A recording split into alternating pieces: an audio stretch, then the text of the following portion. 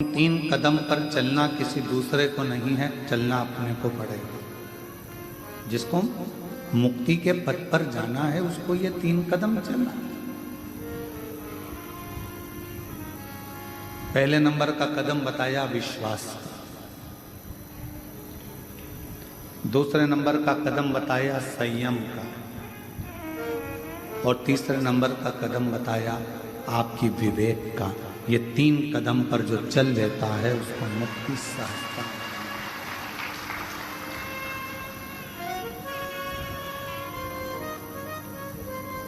जन्म ले लिया, मृत्यु लोक में आ भी गए और मालूम पड़ा तुम्हारा विश्वास परमात्मा पर नहीं है।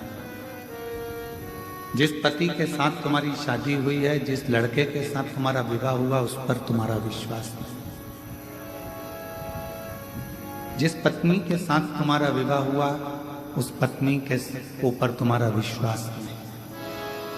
जिस बच्चे को तुमने जन्म दिया, उस बच्चे पर तुम्हारा विश्वास नहीं।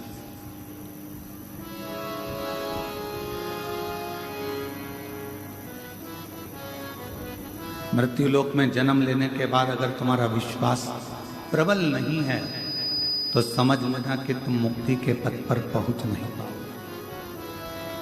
मुक्ति के पथ पर पहुंचने के लिए तुम्हारा विश्वास का होना बहुत जरूरी है, तुम्हारे भरोसे का होना बहुत जरूरी है।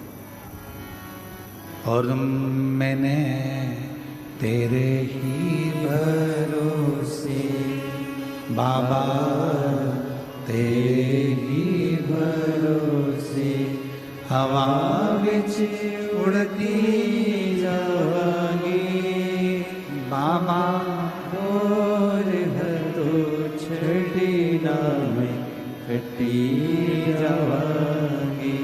भोले मैं तेरी बदन, शंभू मैं तेरी बदन, हवा विच उड़ती जावांगी बाबा, डोर तो छड़ी ना में कटी जावांगी।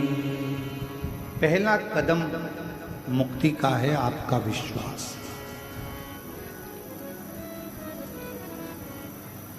कितना विश्वास होना चाहिए?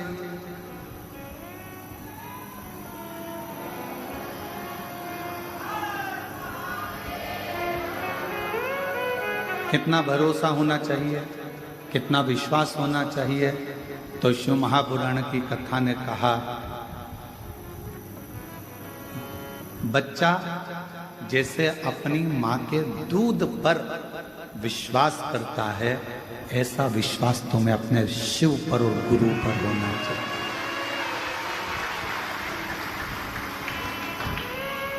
अब बच्चा अपनी मां के दूध पर कितना भरोसा करता है, जरा ध्यान देना। गोदी में है,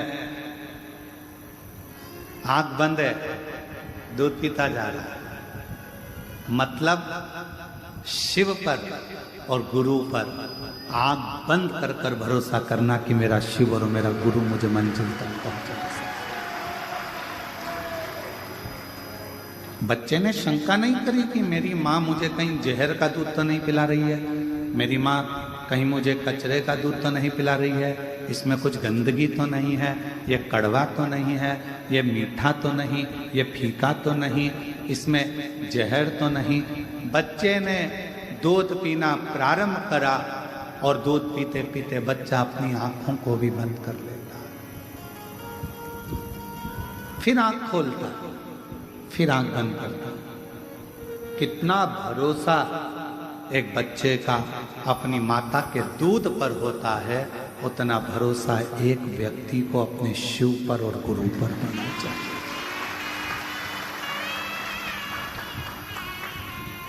पर आज के जमाने में विश्वास बहुत कठिन है, बहुत कठिन। कितना बार लोग कह देते हैं मैं तुझे प्रेम करता हूं, मैं तुझे प्रेम करता हूं, मैं तुझे प्रेम करता हूं, मैं तुझे स्नेह करता हूं।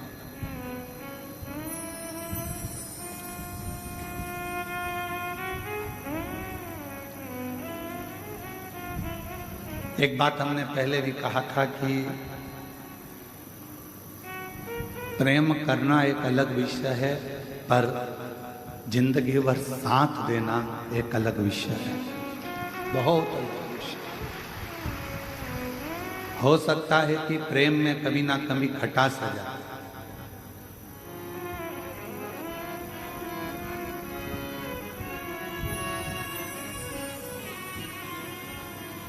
पर साथ देने में कोई खटास नहीं आती, उसमें धन का कोई लोभ ना हो, कोई आसक्ति ना हो, कोई तृष्णा ना हो, केवल एक मैं तेरे लिए और तू मेरे लिए, उसमें समर्पण का भाव हो, तो फिर जिंदगी भर वो साथ निपटा चले जाता है, गरीबी में, अमीरी में, अच्छाई में, बुराई में। फिर एक लाइन भजन की स्मरण करेंगे कि वो लाइन भी इस जगह पर सटीक बैठती है। तेरे लिए मैंने, तेरे लिए, तेरे लिए मैंने, तेरे लाखों के बोल सहे। जब संपूर्ण पूर्णता में आता है तब अवस्था यही हो जाती है, यही अवस्था। गुरु अपने चेले को गुरु मंत्र देता है तो पूर्ण विश्वास से देता है। अब चेले पर आधारित है कि वो गुरु मंत्र पूर्ण भरोसे से ले रहा है कि नहीं।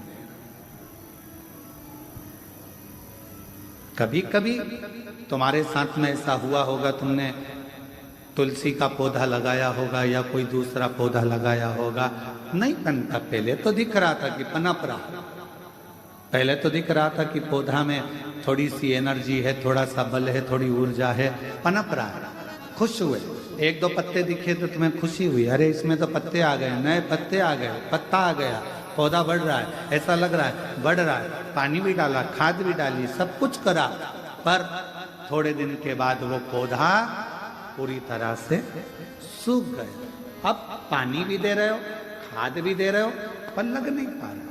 बस चेला ऐसा ही होता है, गुरु मंत्र लेते समय तो उसके अंदर इतनी ऊर्जा रहती है, गुरु पूर्णिमा आ रही है, व्यास पूर्णिमा आ रही है, गुरु मंत्र लेना है, मैं वहां जाकर मंत्र लूंगा, मैं वो गुरु जी से मंत्र लूंगा, मैं वहां जाऊंगा, वहां दीक्षा लूंगा, मैं वहां दीक्षा लूंगा।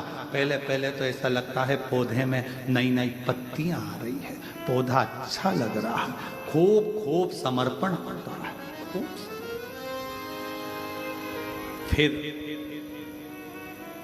किसी ने, जिस गुरु से तुमने मंत्र लिया और उसी गुरु की, जिस गुरु से तुमने दीक्षा ली, जिस गुरु के शब्द तुमने सुने, जिस गुरु के मुख से श्रेष्ठ वाणी तुमने सुनी, और उसी गुरु की जब लोग निंदा करने लगते हैं तो फिर अंदर से विश्वास टूटने लगता है, अविश्वास अपने अंदर प्रकट होने लगता है, फिर वो चेला रूपी पौधा सूखने लगता है। पर शिव महापुराण की कथा कहती है कि भगवान गुरु पूर्णिमा महोत्सव सबसे पहला अगर कहीं प्रारंभ हुआ है तो भगवान शंकर के दरवाजे से प्रारंभ हुआ।